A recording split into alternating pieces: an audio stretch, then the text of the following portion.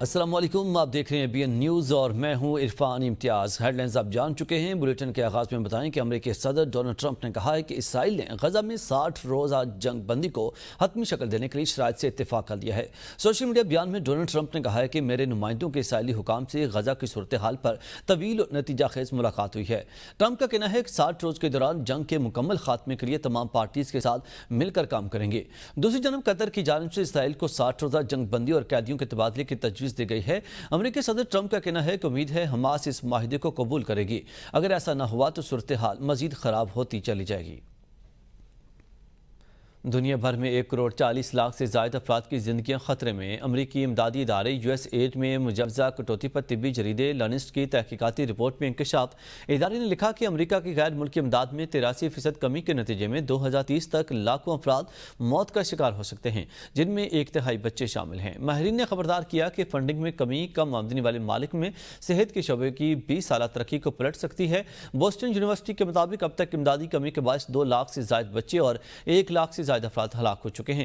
USAID نے گزشتہ 2 دہائیوں میں HIV، ملیریا، تپیدق جیسے امراض سے تقریباً 9 کروڑ سے زیادہ جانیں بچائی ہیں۔ ڈونلڈ ٹرمپ کے دوبارہ صدر بننے کے بعد USAID کی سرگرمیاں شدید متاثر ہوئیں، جبکہ ایلن مسک نے دعویٰ کیا کہ ادارے کو ختم کر دیا گیا۔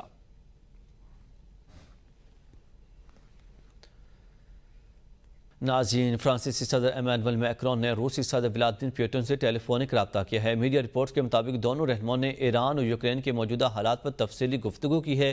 بات چیت کا سلسلہ تقریباً 2 گھنٹے تک جاری رہا، جس دوران عالمی سلامتی اور خطے میں جاری کشیدگیوں پر بھی تبادلہ خیال کیا گیا۔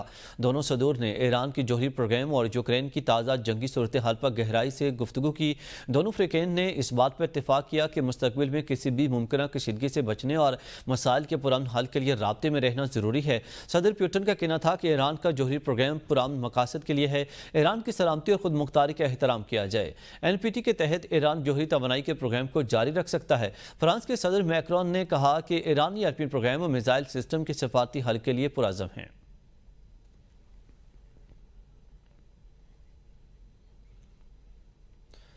ملکی سیاست منظرنامے سے آپ کو بتائیں کہ ہمارا دشمن پانی کو ہتھیار بنانے کی کوشش کر رہا ہے۔ معاہدے کے تحت کوئی بھی فریق معاہدے کو یک طرفہ معطل کر سکتا اور نہ معاہدے سے نکل سکتا ہے۔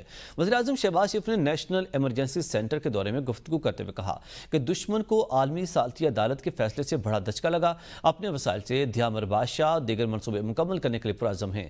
وزیراعظم شہباز شریف نے کہا کہ سوات واقعے پر سیاست کے بجائے سچائی کے ساتھ اس کا جائزہ لینا چاہیے۔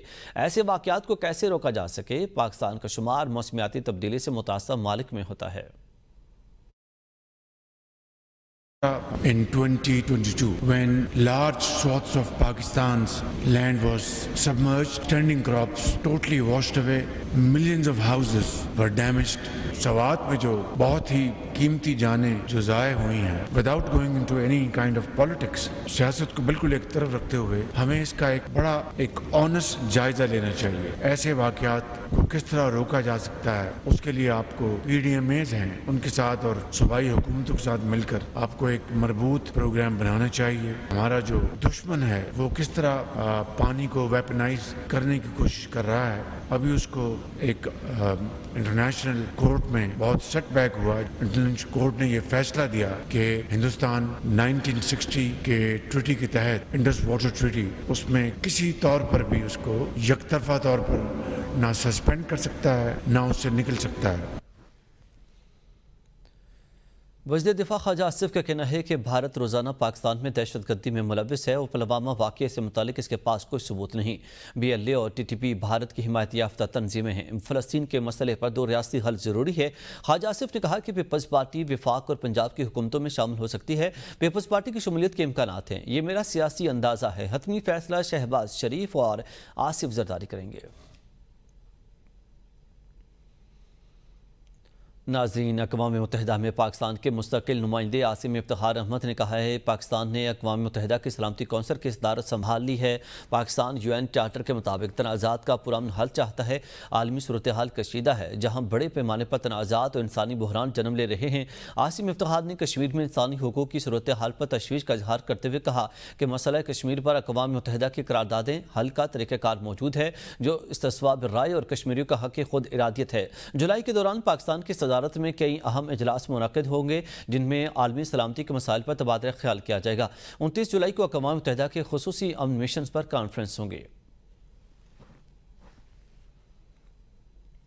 پاکستان اور بھارت کے درمیان قیدیوں کی فہرستوں کا تبادلہ ہوا جو 2008 کے کونسل رسائی معاہدے کے تحت عمل میں آیا۔ ترجمان دفتر خارجہ کے مطابق پاکستان نے 246 بھارتی قیدیوں کی فہرست بھارت کے حوالے کی، جن میں 53 عام شہری اور 193 ماہی گیر شامل ہیں۔ دوسری جانب بھارت نے 463 پاکستانی قیدیوں کی فہرست پاکستان کو فراہم کی ہے، جس میں 382 عام شہری اور 81 ماہی گیر شامل ہیں۔ پاکستان نے ان قیدیوں میں سے ان افراد کو فوری رہائی کا مطالبہ کیا ہے جنہوں نے اپنی سزا مکمل کر لی ہے۔ پاکستان نے بھارتی حراست میں موجود ذہنی اور جسمانی بیمار پاکستانی قیدیوں کے لیے کونسلر رسائی کا بھی مطالبہ کیا ہے۔ پاکستانی فضائیہ کے سربراہ air chief marshal Zaheer Ahmed Babar Sidhu کا امریکہ کا تاریخی دورہ۔ ایئر چیف نے پینٹاگون، امریکی محکمہ خارجہ اور کیپٹل ہل میں اہم اعلیٰ حکام سے ملاقاتیں کی ہیں۔ دورے کے دوران پاک فضائیہ کے سربراہ نے دفاعی تعاون، خطے میں سیکورٹی کی صورتحال اور تکنیکی شراکت داری پر تبادلہ خیال کیا ہے۔ ذرائع کا کہنا ہے کہ پینٹاگون میں امریکی فضائیہ کی قیادت سے ہونے والی ملاقاتوں میں علاقائی استحکام اور جدید فضائی ٹیکنالوجی کے شعبے میں باہمی اشتراک پر گفتگو کی گئی۔ محکمہ خارجہ اور کانگریس میں ہونے والی نشستوں میں پاکستان امریکہ دفاعی تعلقات، انسداد دہشت گردی اور باہمی اعتماد کو فروغ دینے پر زور دیا گیا۔ یہ دورہ دونوں ممالک کے درمیان دفاعی شراکت داری کو ایک نئی جہت دینے کی کوشش قرار دیا جا رہا ہے۔ چیف جسٹس یکشا افریدی کی سربراہی میں جوڈیشل کمیشن کا اجلاس۔ جوڈیشل کمیشن نے چاروں ہائی کورٹس کے مستقل چیف جسٹسز کی منظوری دے دی ہے۔ جسٹس سرفراز Dogar Islamabad high court, justice S M Atiq Shah Peshawar high court, justice Rozi Khan Balochistan high court, justice Muhammad Junaid Ghaffar Sindh high court کے مستقل چیف جسٹس ہوں گے۔ بشارت راجہ کی رپورٹ۔ اسلام آباد ہائی کورٹ کے مستقل چیف جسٹس کے لیے جسٹس سرفراز ڈوگر، جسٹس محسن اختر کیانی اور جسٹس میاں گل حسن اورنگزیب کے ناموں پر غور کیا گیا۔ جوڈیشل کمیشن کی جانب سے جسٹس سرفراز ڈوگر کو اسلام آباد ہائی کورٹ کا مستقل چیف جسٹس تعینات کرنے کی منظوری۔ جسٹس سرفراز ڈوگر کو 16 میں سے 9 ووٹ ملے۔ جسٹس جمال مدوخیل نے ووٹ کا حق استعمال نہ کیا۔ جسٹس منصور علی شاہ اور جسٹس منیب اختر نے جسٹس محسن اختر کیانی کے حق میں ووٹ دیا۔ جوڈیشل کمیشن کے 4 ممبران نے جسٹس میاں گل حسن اورنگزیب کے حق میں ووٹ دیا، جن میں پی ٹی آئی کے 2 ممبران بھی شامل تھے۔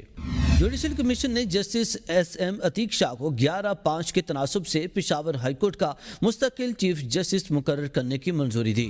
جسٹس ایس ایم عتیق شاہ کو پشاور ہائی کورٹ کا چیف جسٹس مقرر کرنے کی جسٹس منصور علی شاہ، جسٹس منیب اختر، بیرسٹر گوہر، بیرسٹر علی ظفر اور وزیر قانون خیبر پختونخوا نے مخالفت کی۔ جوڈیشل کمیشن نے جسٹس روزی خان کو بلوچستان ہائی کورٹ کا چیف جسٹس تعینات کرنے کی منظوری دی۔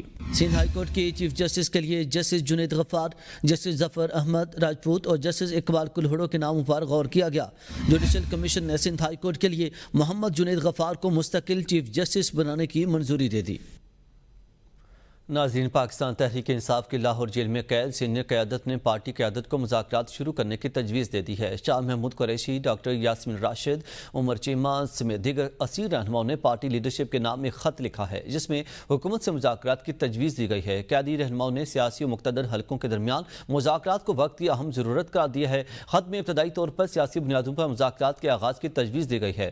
پی ٹی آئی رہنماؤں نے لاہور میں قید پارٹی قیادت کو مذاکراتی عمل کا حصہ بنانے کا بھی مطالبہ کیا ہے۔ بانی تحریک انصاف تک رسائی آسان بنانے اور مذاکراتی کمیٹی تشکیل دینے کی اپیل کی گئی ہے۔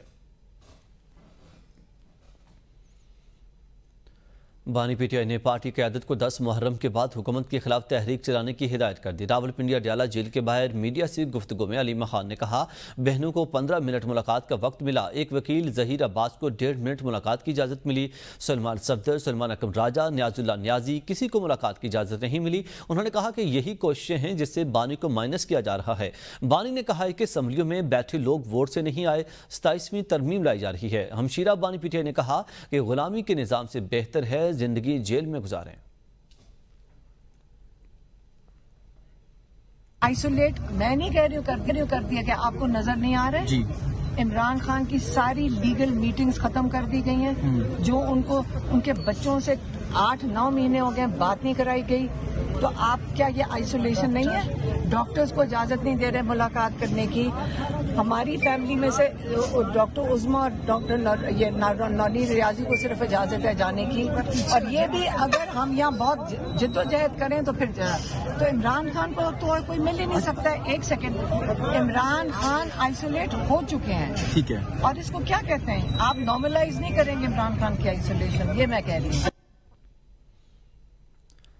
आइन में 27वीं तरमीम लाने पर कोई गौर नहीं किया जा रहा। वज़ीर-ए-आज़म के मुशीर बराए सियासी उमूर राना सनाउल्लाह कहते हैं कि खैबर पख्तूनख्वा में तहरीक इंसाफ के अरकान मुनहरिफ हो सकते हैं, जहां नंबर गेम काफ़ी दिलचस्प सूरत हाल इख्तियार कर चुकी है। उन्होंने कहा कि अगर जेल से तहरीक चलाई गई तो बानी तहरीक इंसाफ के लिए मुश्किलात पैदा हो सकती हैं। अगर PTI इस्टेब्लिशमेंट से बात करना चाहती है तो कर ले, सियासी जमातों के मुज़ाकरात हमेशा सियासी क़ुव्वतों से ही होते हैं।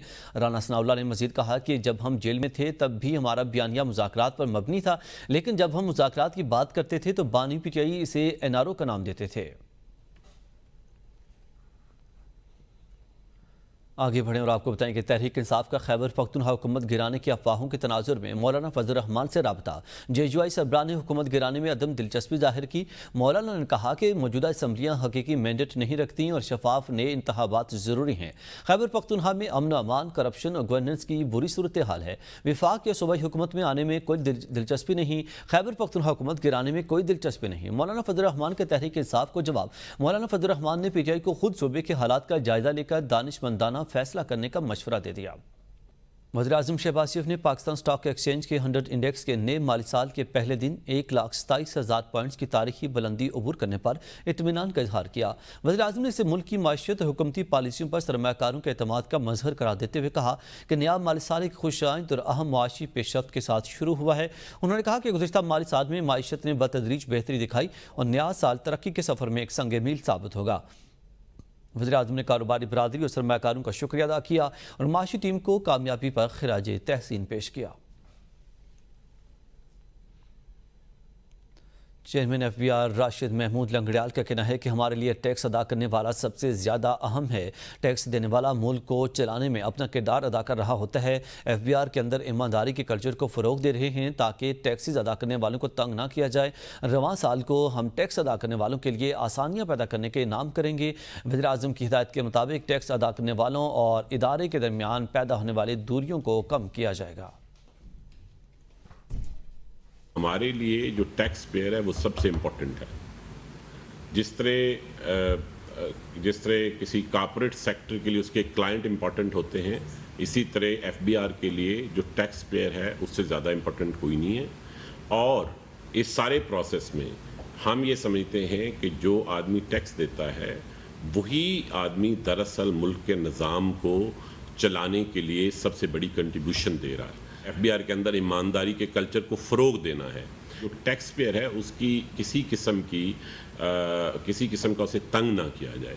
जो डायरेक्शन है प्राइम मिनिस्टर साहब की, कैबिनेट की, गवर्नमेंट की, वो यही है कि इस ट्रस्ट को वापस लेके आना है। और ट्रस्ट को वापस लाने के लिए ये ज़रूरी है कि FBR के अफसरान हम सब मिल के इस पर काम करें। नाज़रीन, हुकूमत के तय करदा डबल हदफ के मुकाबले में जून के माह महंगाई सिंगल डिजिट रिकॉर्ड। विफाकी हुकूमत ने माली साल 2024 और 25 के लिए महंगाई का मुकर्रर हदफ हासिल कर लिया। माली साल 2024 और 25 में औसतन महंगाई की शरह 4.49% रिकॉर्ड की गई। गुज़श्ता माली साल के लिए महंगाई का हदफ 12% मुकर्रर किया गया था।